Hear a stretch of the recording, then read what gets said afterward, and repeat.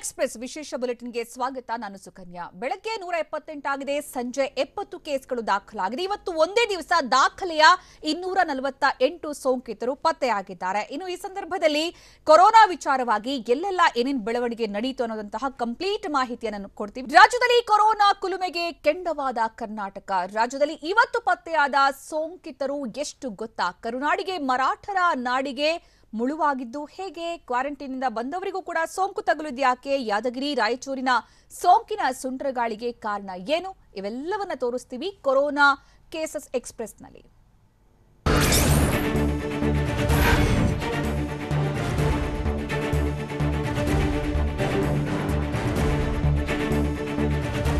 ಕರ್ನಾಟಕದಲ್ಲಿ ಕೊರೋನಾ ಸೋಂಕಿತರ ಸಂಖ್ಯೆ ದಿನದಿಂದ ದಿನಕ್ಕೆ ಏರ್ತಾನೆ ಇದೆ. ರಾಜ್ಯದಲ್ಲಿ ಇಂದು ಮತ್ತೆ 248 ಜನರಲ್ಲಿ ಕೊರೋನಾ ಸೋಂಕು ಕಾಣಿಸಿಕೊಂಡಿದೆ. ಈ ಮೂಲಕ ಕೊರೋನಾ ಸೋಂಕಿತರ ಸಂಖ್ಯೆ 2781ಕ್ಕೆ ಏರಿಕೆಯಾಗಿದೆ ಅಂತ ಆರೋಗ್ಯ ಇಲಾಖೆ ಮಾಹಿತಿ ಕೊಟ್ಟಿದೆ. ಇನ್ನು ರಾಜ್ಯದಲ್ಲಿ ಇದುವರೆಗೂ ಕೊರೋನಾ ಸೋಂಕಿಗೆ 47 ಜನ ಮೃತಪಟ್ಟಿದ್ದಾರೆ.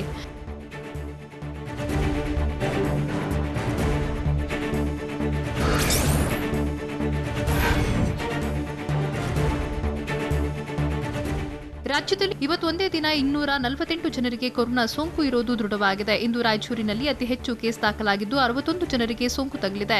ಇದರ ಬೆನ್ನಲ್ಲೇ ಯಾದಗಿರಿ ಜಿಲ್ಲೆಯಲ್ಲಿ ಕೊರೋನಾ ಸ್ಫೋಟಗೊಂಡಿದ್ದು ಬರೋಬ್ಬರಿ 60 ಜನರಿಗೆ ಪಾಸಿಟಿವ್ ಬಂದಿದೆ. ಇನ್ನುಳಿದಂತೆ ಕಲಬುರಗಿಯಲ್ಲಿ 61, ಉಡುಪಿಯಲ್ಲಿ 15, ಬೆಂಗಳೂರಿನಲ್ಲಿ 12 ಜನರಿಗೆ ಕೊರೋನಾ ಅಟ್ಯಾಕ್ ಮಾಡಿದೆ.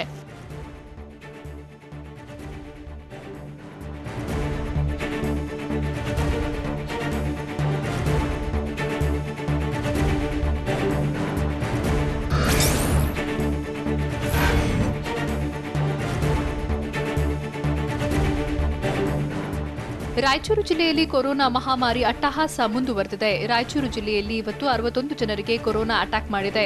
ಎಲ್ಲರೂ ಮುಂಬೈಯಿಂದ ಬಂದವರಾಗಿದ್ದು ಕ್ವಾರಂಟೈನ್ ಕೇಂದ್ರದಲ್ಲಿ ಇದ್ರು. 61 ಸೋಂಕಿತರ ಪೈಕಿ 57 ಜನ ದೇವದುರ್ಗ ತಾಲೂಕಿನವರಾಗಿದ್ದು ತೀವ್ರ ಆತಂಕ ಸೃಷ್ಟಿ ಮಾಡಿದೆ. ಇನ್ನು ಜಿಲ್ಲೆಯಲ್ಲಿ 13 ಮಕ್ಕಳಿಗೂ ಸೋಂಕು ವಕ್ಕರಿಸಿದೆ. ಒಟ್ಟು ಸೋಂಕಿತರ ಸಂಖ್ಯೆ 134ಕ್ಕೆ ಏರಿಕೆಯಾಗಿದೆ.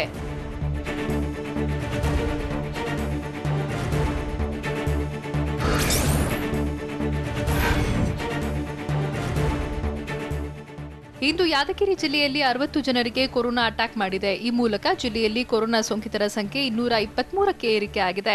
60 ಸೋಂಕಿತರ ಪೈಕಿ 25 ಯುವಕ ಯುವತಿಯರಿಗೆ ವಕ್ಕರಿಸಿದೆ. ಅಲ್ಲದೆ ಸುಮಾರು 15 ಮಕ್ಕಳ ದೇಹ ಹೊಕ್ಕು ವೈರಸ್ ಅಟ್ಟಹಾಸ ಮೆರಿತಾ ಇದೆ. 1 ವರ್ಷದಿಂದ 15 ವರ್ಷದ ಒಳಗಿನ ಮಕ್ಕಳಿಗೆ ಕೊರೋನಾ ಅಟ್ಯಾಕ್ ಮಾಡಿದ್ದು ಆತಂಕ ಸೃಷ್ಟಿ ಮಾಡಿದೆ.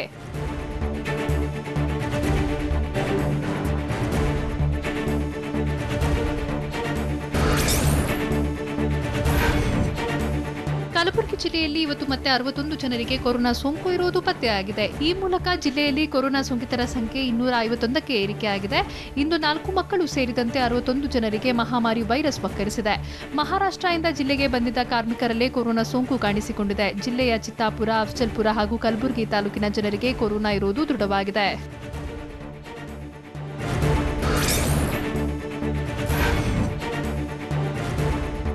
ಉಡುಪಿ ಜಿಲ್ಲೆಯಲ್ಲಿ ಇಂದು ಮತ್ತೆ ಕೆಲವರಲ್ಲಿ ಕೊರೋನಾ ಸೋಂಕು ಕಾಣಿಸಿಕೊಂಡಿದೆ. ಜಿಲ್ಲೆಯಲ್ಲಿ ಇಂದು ಬರೋಬ್ಬರಿ 15 ಜನರಲ್ಲಿ ವೈರಸ್ ಇರೋದು ದೃಢವಾಗಿದೆ. ಮುಂಬೈನಿಂದ ಬಂದಿದ್ದ ಕಾರ್ಮಿಕರ ಪೈಕಿ 15 ಜನರಿಗೆ ಕೊರೋನಾ ಇರೋದು ಪತ್ತೆಯಾಗಿದ್ದು ಇವರೆಲ್ಲರೂ ಕ್ವಾರಂಟೈನ್ನಲ್ಲಿ ಇದ್ರು.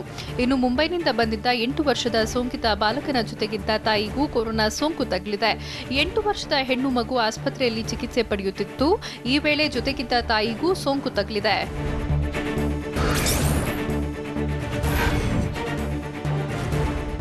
ಇಂದು ಬೆಂಗಳೂರಿನಲ್ಲಿ ಪತ್ತೆಯಾದ 12 ಮಂದಿ ಸೋಂಕಿತರ ಪೈಕಿ 5ರಿಗೆ ಸೋಂಕು ತಗುಲಿದ್ದು ಹೇಗೆ ಅನ್ನೋದೇ ತಲೆನೋವಾಗ್ಬಿಟ್ಟಿದೆ.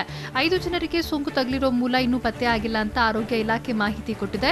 31 ವರ್ಷದ ಪುರುಷ, 49 ವರ್ಷದ ಮಹಿಳೆ, 46 ವರ್ಷದ ಪುರುಷ, 36 ವರ್ಷದ ಪುರುಷ ಹಾಗೂ 37 ವರ್ಷದ ಮಹಿಳೆಗೆ ಕೊರೋನಾ ಸೋಂಕು ತಗುಲಿದ್ದು ಹೇಗೆ ಅನ್ನೋದೇ ನಿಗೂಢವಾಗಿದೆ.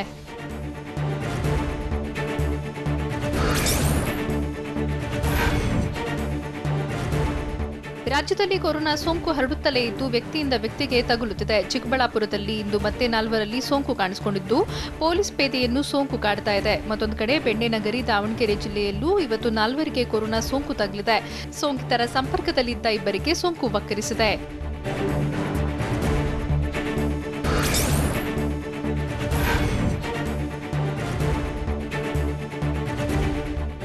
ರಾಜ್ಯದ ಮೂಲೆ ಮೂಲೆಗೂ ಮಹಾರಾಷ್ಟ್ರ ಸೋಂಕಿನ ಏಟು ಬಿದ್ದಿದೆ. ಇಂದು ಮಂಡ್ಯ ಜಿಲ್ಲೆಯಲ್ಲಿ ಇಬ್ಬರಿಗೆ ಕೊರೋನಾ ಸೋಂಕು ದೃಢವಾಗಿದ್ದು ಸೋಂಕಿತರ ಸಂಖ್ಯೆ 257ಕ್ಕೆ ಏರಿಕೆಯಾಗಿದೆ. ಇನ್ನು ಮಲೆನಾಡು ಶಿವಮೊಗ್ಗದಲ್ಲೂ ಮಹಿಳೆಯೊಬ್ಬರಲ್ಲಿ ಸೋಂಕು ಪತ್ತೆಯಾಗಿದೆ. ಮತ್ತೊಂದು ಕಡೆ ಕೋಟೆನಾಡು ಚಿತ್ರದುರ್ಗದಲ್ಲಿ ಮತ್ತೋರ್ವ ಯುವಕನಿಗೆ ಕೊರೋನಾ ಸೋಂಕು ತಗುಲಿದೆ. ದೇವರಕೊಟ್ಟ ಗ್ರಾಮದ ಹಾಸ್ಟೆಲ್ನಲ್ಲಿ ಕ್ವಾರಂಟೈನ್ನಲ್ಲಿದ್ದ ಯುವಕನಲ್ಲಿ ಕೊರೋನಾ ಕಾಣಿಸಿಕೊಂಡಿದೆ.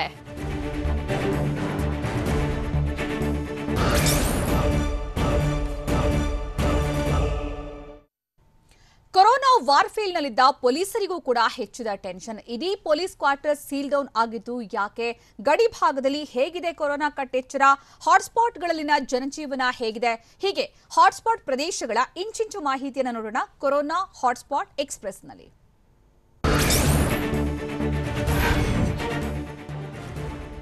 ಕ್ವಾರಂಟೈನ್ ಆಗಲು ಒಪ್ಪದ ಯುವತಿಯೊಬ್ಬಳು ಹೋಮ್ ಗಾರ್ಡ್ಗಳ ಮೇಲೆ ಹಲ್ಲೆಗೆ ಯತ್ನಿಸಿದ ಘಟನೆ ಬೆಂಗಳೂರಿನಲ್ಲಿ ನಡೆದಿದೆ. ಬೆಂಗಳೂರಿನ ರೈಲ್ವೆ ನಿಲ್ದಾಣದಲ್ಲಿ ಮೊನ್ನೆ ನಡೆದಿದ್ದ ಘಟನೆ ತಡವಾಗಿ ಬೆಳಕಿಗೆ ಬಂದಿದೆ. ಹಲ್ಲೆಗೆ ಯತ್ನಿಸಿದ ಯುವತಿ ವಿರುದ್ಧ ರೈಲ್ವೆ ಪೊಲೀಸ್ ಠಾಣೆಯಲ್ಲಿ ಎಫ್ಐಆರ್ ದಾಖಲು ಮಾಡಲಾಗಿದೆ. ದೆಹಲಿಯಿಂದ ಬೆಂಗಳೂರಿಗೆ ವಾಪಸ್ ಆಗಿದ್ದ ಯುವತಿ ಕ್ವಾರಂಟೈನ್ಗೆ ಹೋಗದೆ ಕಿರಿಕ್ ಮಾಡಿದ್ಲು. ಸದ್ಯ ಯುವತಿಯನ್ನ ಹೋಟೆಲ್ನಲ್ಲಿ ಕ್ವಾರಂಟೈನ್ ಮಾಡಲಾಗಿದೆ.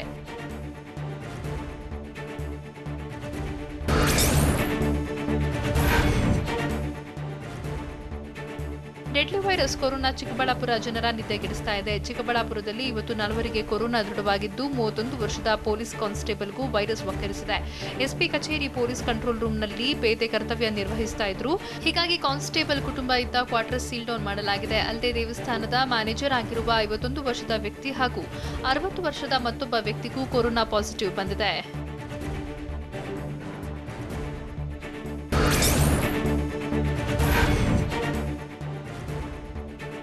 ಇಂದು ರಾಜ್ಯದಲ್ಲಿ ಪತ್ತೆಯಾದ 177 ಪಾಸಿಟಿವ್ ಕೇಸ್ಗಳಲ್ಲಿ 156 ಮಂದಿಗೆ ಮಹಾರಾಷ್ಟ್ರ ನಂಜಿನ ನಂಟು ಇರುವುದು ಪತ್ತೆಯಾಗಿದೆ. ಮಹಾರಾಷ್ಟ್ರದಿಂದ ವಿವಿಧ ಜಿಲ್ಲೆಗಳಿಗೆ ಬಂದಿದ್ದ 156 ಮಂದಿಗೆ ಕೊರೋನಾ ಪಾಸಿಟಿವ್ ಬಂದಿದೆ. ಕೊರೋನಾ ಪತ್ತೆಯಾದ 13 ಜಿಲ್ಲೆಗಳ ಪೈಕಿ ಬಹುತೇಕ ಜಿಲ್ಲೆಗಳಲ್ಲಿ ಮಹಾರಾಷ್ಟ್ರದ ಸೋಂಕು ಸ್ಫೋಟಗೊಂಡಿದೆ.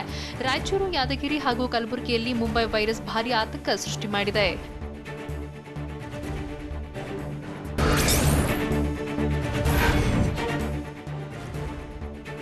ರಾಜ್ಯದಲ್ಲಿ ಕೊರೋನಾ ಪ್ರಕರಣ ಹೆಚ್ಚಳವಾಗ್ತಿದ್ದಂತೆ ಮಕ್ಕಳು ಹಾಗೂ ಮಹಿಳೆಯರಿಗೂ ದಿನದಿಂದ ದಿನಕ್ಕೆ ಅಪಾಯ ಹೆಚ್ಚಾಗತೊಡಗಿದೆ. ಅದರಲ್ಲೂ ಕೊರೋನಾ ವೈರಸ್ ಮಕ್ಕಳನ್ನ ಬಿಟ್ಟು ಬಿಡದಂತೆ ಕಾಡ್ತಾ ಇದೆ. ಇಂದು 15 ವರ್ಷದ ಕೆಳಗಿನ 34 ಮಕ್ಕಳಿಗೆ ವೈರಸ್ ವಕ್ಕರಿಸಿದೆ. 3 ವರ್ಷದ 4 ಮಕ್ಕಳ ದೇಹ ಹೊಕ್ಕಿದ ಕ್ರೂರಿ ವೈರಸ್ ಅಟ್ಟಹಾಸ ಮೆರೆದಿದೆ. ಇನ್ನು 178 ಪಾಸಿಟಿವ್ ಪೈಕಿ 67 ಹೆಣ್ಣು ಮಕ್ಕಳಿಗೂ ಸೋಂಕು ತಗುಲಿದೆ.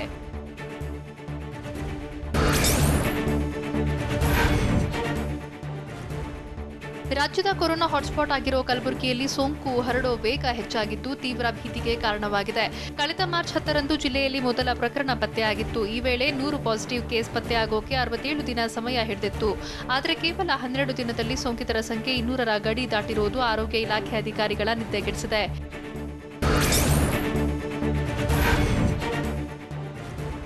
ಕೊರೋನಾ ಸೋಂಕಿತರ ಸಂಖ್ಯೆ ಬಗ್ಗೆ ಆರೋಗ್ಯ ಇಲಾಖೆ ಎಡವಟ್ಟು ಮಾಡಿದೆ. ಜಿಲ್ಲೆಯಲ್ಲಿ ಸೋಂಕಿತರ ಸಂಖ್ಯೆ 61 ಮಾತ್ರ. ಆದರೆ ಆರೋಗ್ಯ ಇಲಾಖೆ ಹೆಲ್ತ್ ಬುಲೆಟಿನ್ನಲ್ಲಿ ನಿನ್ನೆಯ ಒಂದು ಪ್ರಕರಣವನ್ನ ಮತ್ತೆ ನಮೂದಿಸಿದೆ. ಹೀಗಾಗಿ ಜಿಲ್ಲೆಯಲ್ಲಿ ಸೋಂಕಿತರ ಸಂಖ್ಯೆ 133ಕ್ಕೆ ಏರಿಕೆಯಾಗಿತ್ತು. ಬಳಿಕ ಸ್ಪಷ್ಟನೆ ಕೊಟ್ಟ ಜಿಲ್ಲಾಧಿಕಾರಿ ವೆಂಕಟೇಶ್ ಕುಮಾರ್ ಸೋಂಕಿತರ ಸಂಖ್ಯೆ 62 ಅಲ್ಲ 61 ಅಂತ ಹೇಳಿದ್ರು.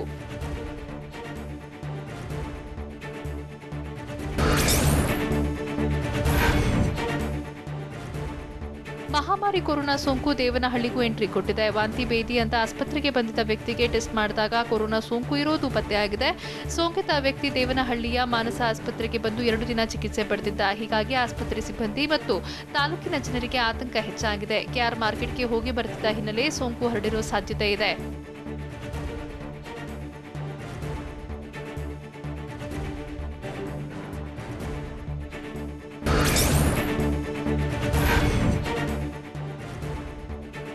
ಕಳೆದ 2 ತಿಂಗಳಿಂದ ಜುಬ್ಲಿಂಟ್ ಸಂಪರ್ಕದ ಸೋಂಕಿನಿಂದ ಕಂಗಾಲಾಗಿದ್ದ ಮೈಸೂರಿಗೆ ವಿದೇಶದಿಂದ ಬಂದವರು ಮತ್ತೆ ಆತಂಕ ಸೃಷ್ಟಿಸಿದ್ದಾರೆ. ಮೈಸೂರು ಜಿಲ್ಲೆಯಲ್ಲಿ ಇಂದು ಒಬ್ಬರಿಗೆ ಕೊರೋನಾ ದೃಢವಾಗಿದೆ. ಐರ್ಲೆಂಡ್ನಿಂದ ಬಂದಿದ್ದ 28 ವರ್ಷದ ಯುವಕನಿಗೆ ಸೋಂಕು ಇರುವುದು ಪತ್ತೆಯಾಗಿದೆ. ಇನ್ನು ರಾಜಸ್ಥಾನದಿಂದ ವಾಪಸ್ಸಾಗಿದ್ದ 26 ವರ್ಷದ ಮತ್ತೊಬ್ಬ ಯುವಕನಿಗೂ ಕೊರೋನಾ ಅಟ್ಯಾಕ್ ಆಗಿದೆ.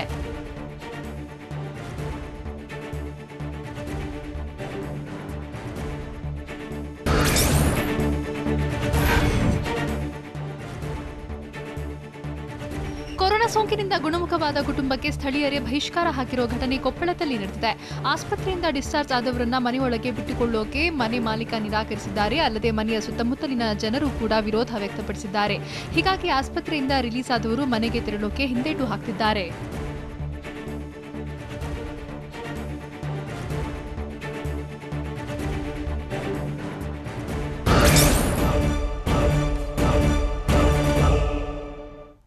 ಇನ್ನು ಲಾಕ್ಡೌನ್ ಸಡಿಲಿಕೆ ಆದ್ರೂ ಸ್ಕೂಲ್ಗಳು ಓಪನ್ ಆಗೋದು ಡೌಟ್. ರಾತ್ರಿ ಸಂಚಾರಕ್ಕೂ ಗ್ರೀನ್ ಸಿಗ್ನಲ್ ಕೊಡ್ತಾ ಇದೆಯಾ ಕೆಎಸ್ಆರ್ಟಿಸಿ? ರೆಬಲ್ ಸ್ಟಾರ್ ಅಂಬರೀಶ್ ಹುಟ್ಟುಹಬ್ಬಕ್ಕೂ ವಿಲನ್ ಆದ ಕೊರೋನಾ. ಮಾಲ್ಗಳ ಓಪನ್ಗೆ ಹೇಗಿದೆ ಸಿದ್ಧತೆ? ಇಂಥ ಇಂಟ್ರೆಸ್ಟಿಂಗ್ ಸುದ್ದಿಯನ್ನು ನೋಡೋಣ ಬೆಂಗಳೂರು ಕೊರೋನಾ ಎಕ್ಸ್‌ಪ್ರೆಸ್‌ನಲ್ಲಿ.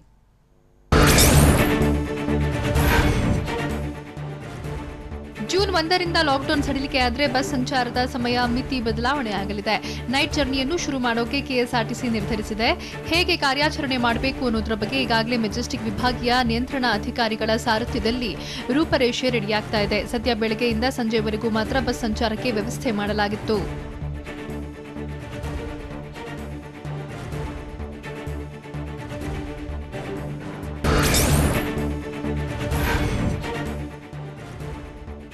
ಲಾಕ್ಡೌನ್ನಿಂದಾಗಿ ಚಲನಚಿತ್ರರಂಗ ಸಂಪೂರ್ಣ ಸ್ಥಗಿತಗೊಂಡಿದ್ದು ಚಿತ್ರೋದ್ಯಮವನ್ನೇ ನಂಬಿಕೊಂಡಿದ್ದವರು ಸಂಕಷ್ಟಕ್ಕೆ ಸಿಲುಕಿದ್ದಾರೆ. ಹೀಗಾಗಿ ಚಿತ್ರೀಕರಣ ಪ್ರಾರಂಭಕ್ಕೆ ಅವಕಾಶ ನೀಡಬೇಕು, ಥಿಯೇಟರ್ ಆರಂಭ, ಚಿತ್ರರಂಗಕ್ಕೆ ಅನುದಾನ ನೀಡುವಂತೆ ಚಲನಚಿತ್ರ ವಾಣಿಜ್ಯ ಮಂಡಳಿ ಅಧ್ಯಕ್ಷ ಜಯರಾಜ್ ಮನವಿ ಮಾಡಿದ್ರು. ಸಿಎಂ ಭೇಟಿ ಬಳಿಕ ಮಾತನಾಡಿದ ಜಯರಾಜ್, ರಾಜ್ಯ ಸರ್ಕಾರದ ಗೈಡ್ಲೈನ್ಸ್ ಪ್ರಕಾರ ಕೆಲಸ ಮಾಡೋದಾಗಿ ಹೇಳಿದರು.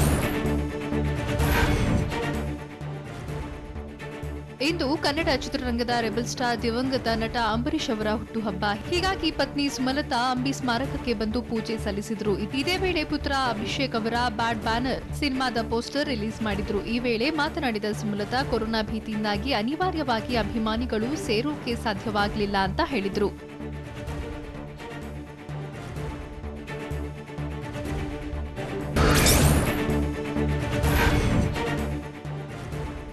ಮುಂದಿನ ತಿಂಗಳಿಂದ ಮಾಲ್ಗಳನ್ನು ತೆರೆಯೋಕೆ ಅನುಮತಿ ನೀಡುವ ಸಾಧ್ಯತೆ ಇರೋದ್ರಿಂದಾಗಿ ಬೆಂಗಳೂರಿನ ಹಲವು ಮಾಲ್ಗಳು ಸಿದ್ಧತೆಯಲ್ಲಿ ತೊಡಗಿವೆ.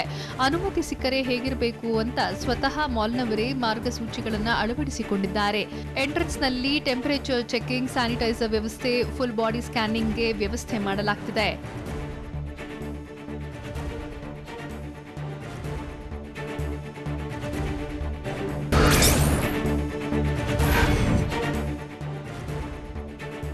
ಲಾಕ್ಡೌನ್ ಸಡಿಲಿಕೆ ಬಳಿಕ ಜೂನ್ 1ರಿಂದ ದೇವಸ್ಥಾನಗಳು ತೆರೆಯುವ ಸಾಧ್ಯತೆ ಇದೆ. ಹೀಗಾಗಿ ಮಲ್ಲೇಶ್ವರಂನ ವೈಯಾಲಿ ಕಾವಲ್ನಲ್ಲಿರುವ ಟಿಟಿಡಿ ದೇವಸ್ಥಾನದಲ್ಲಿ ಸಿದ್ಧತೆ ನಡೆದಿದೆ. ಸಾಮಾಜಿಕ ಅಂತರ ಮತ್ತು ಸ್ಯಾನಿಟೈಸರ್ ಬಳಸಿಕೊಂಡು ದೇವಸ್ಥಾನದ ಒಳಗೆ ಮತ್ತು ಮುಂಭಾಗದಲ್ಲಿ 2 ಮೀಟರ್ನಂತೆ ಸ್ಟಿಕ್ಕರ್ ಹಾಕಿ ದೇವಸ್ಥಾನವನ್ನ ಸಿಬ್ಬಂದಿ ಶುಚಿಗೊಳಿಸಿದ್ರು.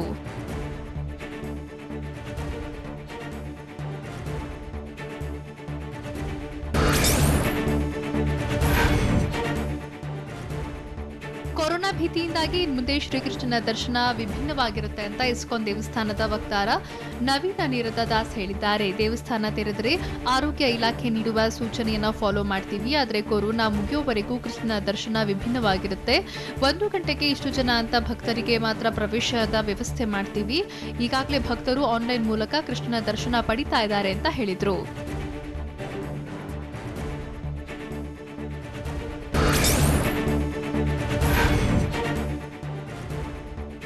ಶಿವಾಜಿನಗರದಲ್ಲಿ ಕೊರೋನಾ ಸೋಂಕು ತಾಂಡವ ನೃತ್ಯ ಆಡ್ತಾ ಇದೆ. ಹೀಗಾಗಿ ಸದ್ಯ 70 ಜನರಿಗೆ ರ್ಯಾಂಡಮ್ ಟೆಸ್ಟ್ ಮಾಡಲಾಗ್ತಾ ಇದೆ. ಕೊರೋನಾ ಸೋಂಕು ದಿನೇ ದಿನೇ ಏರಿಯಾದಲ್ಲಿ ವ್ಯಾಪಿಸುತ್ತಿರುವುದರಿಂದ ಸೋಂಕಿಗೆ ಕಡಿವಾಣ ಹಾಕುವ ಸಲುವಾಗಿ ತ್ವರಿತಗತಿಯಲ್ಲಿ ರ್ಯಾಂಡಮ್ ಟೆಸ್ಟ್ ನಡೆಸಲಾಗ್ತಿದೆ. ಚಾಂದಿನಿ ಚೌಕ್ ಬಳಿ ಎಲ್ಲ ಸಿದ್ಧತೆ ನಡೆಸಲಾಗ್ತಾ ಇದೆ.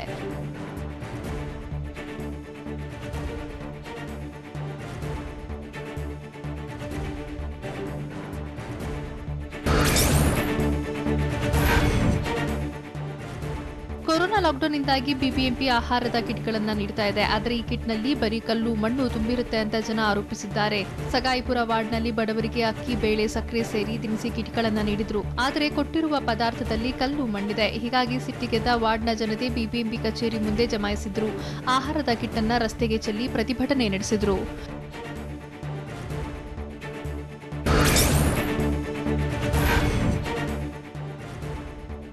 ಜೂನ್ 1ರ ಬಳಿಕ ಲಾಕ್ಡೌನ್ ಸಡಿಲಿಕೆ ಆಗುವ ಸಾಧ್ಯತೆ ಇದೆ. ಆದರೂ ಶಾಲೆಗಳು ಓಪನ್ ಆಗುವುದು ಇನ್ನೂ ಡೌಟು. ಯಾಕಂದ್ರೆ ಶಾಲೆಗಳನ್ನು ತೆರೆಯೋಕೆ ಸಾರ್ವಜನಿಕ ಶಿಕ್ಷಣ ಇಲಾಖೆ ಯಾವುದೇ ರೂಪರೇಷೆ ಸಿದ್ಧಪಡಿಸಿಲ್ಲ. ಹೀಗಾಗಿ ಕ್ಯಾಲೆಂಡರ್ ಆಫ್ ಈವೆಂಟ್ಸ್ ರಿಲೀಸ್ ಆಗಿಲ್ಲ. ಪ್ರಸಕ್ತ ವರ್ಷದ ಸಿಲೆಬಸ್ ಸಿದ್ಧಗೊಂಡಿಲ್ಲ. ಯೂನಿಫಾರ್ಮ್ಗಳನ್ನು ನೀಡದೇ ಇರೋದ್ರಿಂದ ಶಾಲೆಗಳು ತೆರೆಯುವುದು ಅನುಮಾನ.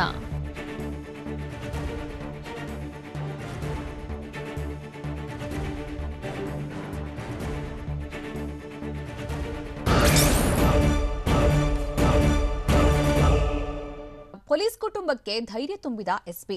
ರಾಜ್ಯದಲ್ಲಿ ಸಿಲುಕಿದ್ದ ಆಸ್ಟ್ರೇಲಿಯಾ ಮಹಿಳೆಗೆ ಸಹಾಯ ಮಾಡಿದ್ದು ಯಾರು? ಲಾಕ್ಡೌನ್ ಮಧ್ಯೆಯೂ ಕೂಡ ರೈತರಿಗೆ ಕಂಟಕವಾಗಿದ್ದ ಕಮಿಷನ್ ಕಾಟ. ಪುಟ್ಟ ಮಕ್ಕಳಿಗೆ ಆನ್ಲೈನ್ ಕ್ಲಾಸ್ ನಡೆಸೋದು ಡೌಟು. ಇಂಥ ಹಲವು ಸ್ಟೋರಿಯನ್ನು ನೋಡೋಣ ರಾಜ್ಯದ ಕೊರೋನಾ ಎಕ್ಸ್‌ಪ್ರೆಸ್‌ನಲ್ಲಿ.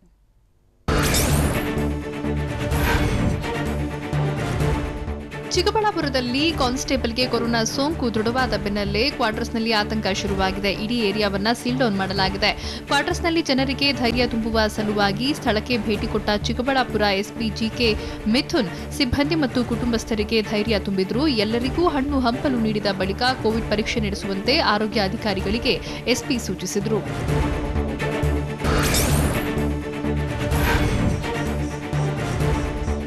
ಕೊರೋನಾ ಲಾಕ್ಡೌನ್ನಿಂದಾಗಿ ಉದ್ಯೋಗಕ್ಕೂ ಕುತ್ತು ಬಂದಿದೆ. ಉಡುಪಿ ಜಿಲ್ಲೆಯಲ್ಲಿ ಹಲವು ಖಾಸಗಿ ಕಾರ್ಖಾನೆಗಳು ಉದ್ಯೋಗ ಕಡಿತ ಮಾಡುತ್ತಿವೆ. ಸುಬ್ರಹ್ಮಣ್ಯ ನಗರದಲ್ಲಿರುವ ಬೆಲ್ಲೋಸಿಲ್ ಕಂಪನಿ ಆರ್ಥಿಕ ಸಂಕಷ್ಟದಿಂದಾಗಿ ಸಿಬ್ಬಂದಿಯನ್ನ ತೆಗೆದುಹಾಕಿತ್ತು. ಇದಕ್ಕೆ ಆಕ್ರೋಶ ವ್ಯಕ್ತಪಡಿಸಿದ ಸಹೋದ್ಯೋಗಿಗಳು ಸಾಮಾಜಿಕ ಅಂತರ ಕಾಯ್ದುಕೊಂಡು ಪ್ರತಿಭಟನೆ ನಡೆಸಿದರು.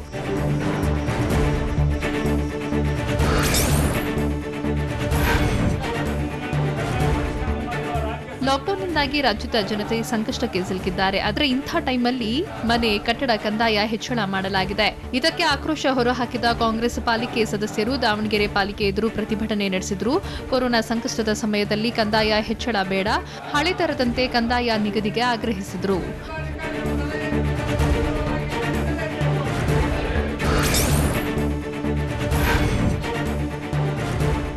ಕೊರೋನಾ ಹೆಮ್ಮಾರಿಗೆ ತತ್ತರಿಸಿದ ರೈತರಿಗೆ ಕಮಿಷನ್ ಕಂಟಕ ಎದುರಾಗಿದೆ. ಹತ್ತಿ ಮಾರಾಟಕ್ಕಾಗಿ ಅನ್ನ ನೀರು ಇಲ್ಲದೆ 3 ದಿನಗಳಿಂದ ಅಹೋರಾತ್ರಿ ರೈತರು ಪರದಾಟ ನಡೆಸಿರುವ ಘಟನೆ ಗದಗ ನಗರದಲ್ಲಿ ನಡೆದಿದೆ.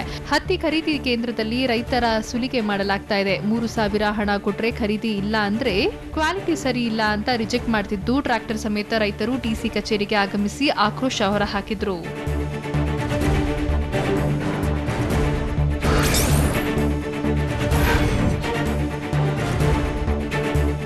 ಕೊರೋನಾ ಸೋಂಕಿನಿಂದಾಗಿ ಕೊಪ್ಪಳ ಜಿಲ್ಲೆ ಕಂಗೆಟ್ಟಿದೆ.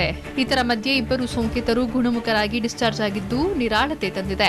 ಮೇ 18ರಂದು ಇಬ್ಬರಿಗೂ ಸೋಂಕು ಖಚಿತವಾಗಿತ್ತು. ಮುಂಬೈ ಮತ್ತು ತಮಿಳುನಾಡಿನಿಂದ 2 ಆಗಮಿಸಿದರು. ಕ್ವಾರಂಟೈನ್ ಕೇಂದ್ರದಲ್ಲಿ 10 ದಿನಗಳ ಬಳಿಕ ಮತ್ತೊಮ್ಮೆ ಥ್ರೋಟ್ ಸ್ಕ್ರಾಬ್ ರಕ್ತದ ಮಾದರಿ ಪರೀಕ್ಷೆಯಲ್ಲಿ ನೆಗೆಟಿವ್ ಬಂದಿದ್ದರಿಂದ ಡಿಸ್ಚಾರ್ಜ್ ಮಾಡಲಾಗಿದೆ.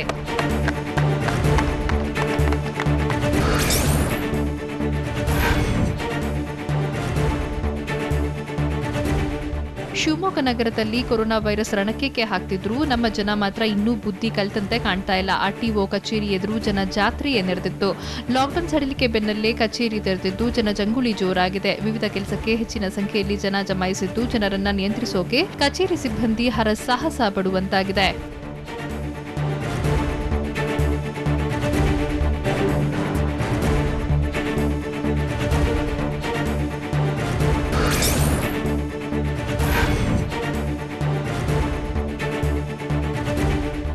ಲಾಕ್ಡೌನ್ ಸಡಿಲಿಕೆ ಬಳಿಕವೂ ಶಾಲೆಗಳು ಓಪನ್ ಆಗಿಲ್ಲ. ಹೀಗಾಗಿ ಮಕ್ಕಳ ಆನ್ಲೈನ್ ಕ್ಲಾಸ್ ಬಗ್ಗೆ ಮಾನಸಿಕ ತಜ್ಞರಿಂದ ಅಭಿಪ್ರಾಯ ಸಂಗ್ರಹಿಸೋಕೆ ಶಿಕ್ಷಣ ಇಲಾಖೆ ಮುಂದಾಗಿದೆ ಅಂತ ಸಚಿವ ಸುರೇಶ್ ಕುಮಾರ್ ಹೇಳಿದ್ದಾರೆ. ನಿಮ್ಹಾನ್ಸ್ ವೈದ್ಯರಿಂದ ಸಂಪೂರ್ಣ ವರದಿ ಪಡೆಯಲಾಗಿದೆ. 6 ವರ್ಷದ ಮಕ್ಕಳವರೆಗೆ ತರಗತಿ ನಡೆಸೋಕೆ ಸಾಧ್ಯ ಇಲ್ಲ ಅಂತ ಸಚಿವರು ಸ್ಪಷ್ಟನೆ ಕೊಟ್ಟರು.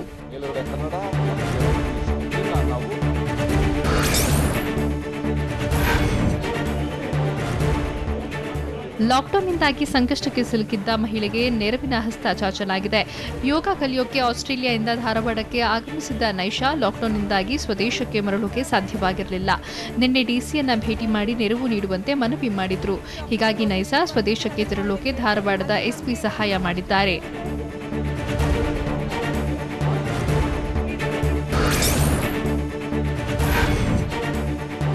ಕೊರೋನಾ ಸೋಂಕಿನಿಂದ ಬಳಲುತ್ತಿದ್ದ ಇಬ್ಬರು ಮನೆಗೆ ಹೋಗೋಕೆ ಹಿಂದೇಟು ಹಾಕ್ತಿದ್ದಾರೆ. ಹೌದು, ಕೊಪ್ಪಳದಲ್ಲಿ ಇಬ್ಬರು ಸೋಂಕಿನಿಂದ ಗುಣಮುಖರಾಗಿದ್ದಾರೆ. ಹೀಗಾಗಿ ಇಂದು ಬಿಡುಗಡೆಯಾದರೂ ಮನೆಗೆ ಹೋಗೋಕೆ ಬಯಸ್ತಾ ಇಲ್ಲ. ಸೋಂಕಿತರನ್ನ ಮನೆಗೆ ಸೇರಿಸಿಕೊಳ್ಳೋಕೆ ಸುತ್ತಮುತ್ತಲಿನ ಜನರು ಒಪ್ತಾ ಇಲ್ಲ. ಅಷ್ಟರಲ್ಲಿ ಮನೆ ಮಾಲೀಕರು ತಗಾದೆ ತೆಗೆದಿದ್ದು ಮನೆಗೆ ಹೋಗೋಕೆ ಹಿಂಜರಿಯುತ್ತಿದ್ದಾರೆ.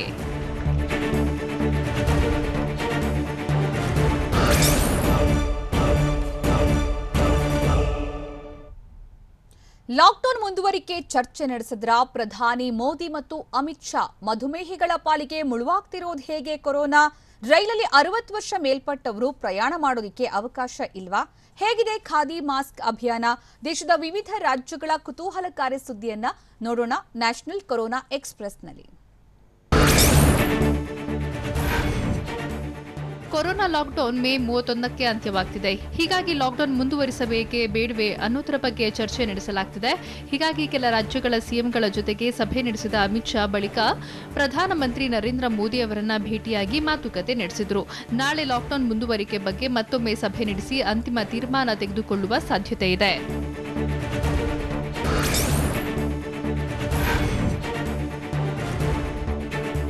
ಕೊರೋನಾ ವೈರಸ್ ಯಾರನ್ನೂ ಬಿಡದಂತೆ ವಕ್ಕರಿಸಿಕೊಳ್ತಿದೆ. ಶ್ವಾಸಕೋಶದ ಸಮಸ್ಯೆ ಇರೋರಿಗೆ ವೈರಸ್ ಬೇಗ ಹರಡಿಕೊಳ್ತಿದೆ ಅಂತ ಹೇಳಲಾಗ್ತಿತ್ತು. ಆದ್ರೀಗ ಡಯಾಬಿಟಿಸ್ ಇರುವ 10% ಮಂದಿ ಕೊರೋನಾಗೆ ಬಲಿಯಾಗಿದ್ದಾರೆ. ಹೀಗಾಗಿ ಡಯಾಬಿಟಿಸ್ ರೋಗಿಗಳಿಗೆ ಆತಂಕ ಹೆಚ್ಚಾಗಿದೆ. ರೋಗ ನಿರೋಧಕ ಶಕ್ತಿ ಕಡಿಮೆ ಇರೋದ್ರಿಂದ ಆತಂಕ ಮನೆ ಮಾಡಿದೆ.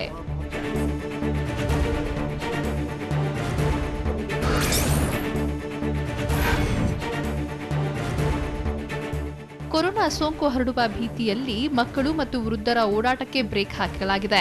ಹೀಗಾಗಿ ರೈಲುಗಳಲ್ಲೂ 60 ವರ್ಷ ಮೇಲ್ಪಟ್ಟವರ ಪ್ರಯಾಣಕ್ಕೆ ಅವಕಾಶ ಇರಲಿಲ್ಲ.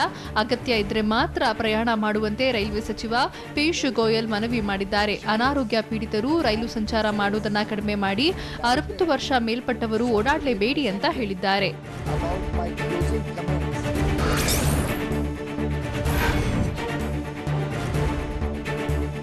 ಕೊರೋನಾ ಲಾಕ್ಡೌನ್ನಿಂದಾಗಿ ಬಂದ್ ಆಗಿದ್ದ ಪಾಸ್ಪೋರ್ಟ್ ಕಚೇರಿಗಳು ಮತ್ತೆ ಆರಂಭ ಆಗ್ತಾ ಇದೆ. ಚಂಡೀಗಢದಲ್ಲಿ ಪಾಸ್ಪೋರ್ಟ್ ಸಿಬ್ಬಂದಿ ಕೆಲಸಗಳು ಆರಂಭಗೊಂಡಿದ್ದು ಪ್ರಾದೇಶಿಕ ಕಚೇರಿಯಲ್ಲಿ ಜನ ಆಗಮಿಸುತ್ತಿದ್ದಾರೆ. ಪ್ರಾದೇಶಿಕ ಅಧಿಕಾರಿ ಶಿಬಾಷ್ ಕಬಿರಾಜ್ ನೇತೃತ್ವದಲ್ಲಿ ಸಾಮಾಜಿಕ ಅಂತರ ಕಾಯ್ದುಕೊಳ್ಳುವಂತೆ ಸೂಚಿಸಲಾಗಿತ್ತು.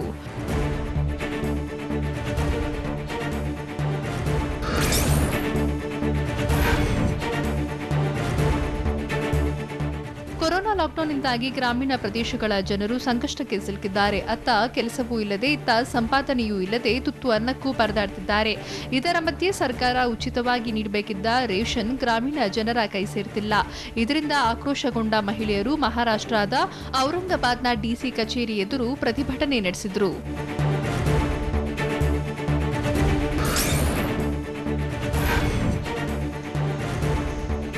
ಮಹಾರಾಷ್ಟ್ರವನ್ನ ಒಂದು ಕಡೆ ಕೊರೋನಾ ಹಿಂಡಿ ಹಿಪ್ಪೆ ಮಾಡ್ತಿದೆ, ಮತ್ತೊಂದು ಕಡೆ ನೀರಿನ ಬರ ಜನರನ್ನ ಕಂಗೆಡಿಸಿದೆ. ಹೀಗಾಗಿ ನಾಸಿಕ್ನಲ್ಲಿನ ಗ್ರಾಮಸ್ಥರು ಕಾಲ್ನಡಿಗೆಯಲ್ಲೇ ಕೊಡದಲ್ಲಿ ನೀರು ತರ್ತಿದ್ದಾರೆ. ಒಬ್ಬೊಬ್ಬರು ತಲೆ ಮೇಲೆ 2 ರಿಂದ 3 ಬಿಂದಿಗೆ ಮತ್ತು ಪಾತ್ರೆಗಳನ್ನ ಇಟ್ಕೊಂಡು ಸಾಕ್ತಾ ಇದ್ರು. ಕೊರೋನಾ ಭೀತಿಯಿಂದ ಗ್ರಾಮಸ್ಥರೆಲ್ಲರೂ ಸಾಮಾಜಿಕ ಅಂತರ ಕಾಪಾಡಿಕೊಂಡಿದ್ದು ವಿಶೇಷವಾಗಿತ್ತು.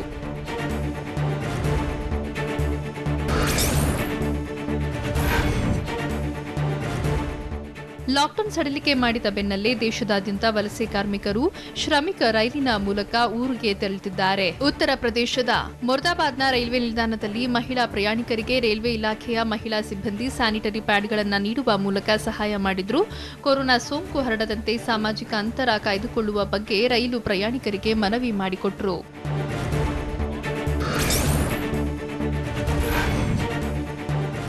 ಕೊರೋನಾ ನಿಗ್ರಹಕ್ಕಾಗಿ ಮಾಸ್ಕ್ ಧರಿಸುವುದು ಕಡ್ಡಾಯ. ಹೀಗಾಗಿ ಪ್ರಧಾನಮಂತ್ರಿ ಯೋಜನೆಯಲ್ಲಿ ಖಾದಿಯಿಂದ ಮಾಸ್ಕ್ ತಯಾರಿಸಲಾಗುತ್ತಿದೆ.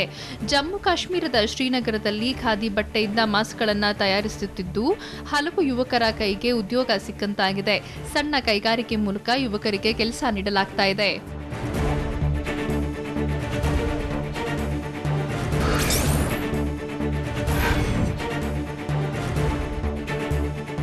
ಕೊರೋನಾ ಭೀತಿಯಿಂದಾಗಿ ತೆಲಂಗಾಣದಲ್ಲಿ ಸಾರಿಗೆ ಸಂಚಾರಕ್ಕೆ ಅವಕಾಶ ನೀಡಿರಲಿಲ್ಲ. ಇಂದಿನಿಂದ ತೆಲಂಗಾಣ ಸರ್ಕಾರ ಸಾರಿಗೆ ಬಸ್ ಸಂಚಾರಕ್ಕೆ ಅನುಮತಿ ನೀಡಿದೆ. ಕರ್ಫ್ಯೂ ಸಡಿಲಿಕೆ ಬೆನ್ನಲ್ಲೇ ಜಿಲ್ಲೆಯಾದ್ಯಂತ ಬಸ್ಗಳು ಓಡಾಡಲಿವೆ. ಜಿಲ್ಲೆಗಳ ಒಳಬರಲು ಮತ್ತು ಹೊರ ಹೋಗೋಕೆ ಯಾವುದೇ ನಿರ್ಬಂಧ ಇಲ್ಲ ಅಂತ ಸರ್ಕಾರ ಹೇಳಿದೆ. ಕಳೆದ 2.5 ತಿಂಗಳಿಂದ ತೆಲಂಗಾಣದಲ್ಲಿ ಬಸ್ ಸಂಚಾರ ಬಂದ್ ಆಗಿತ್ತು.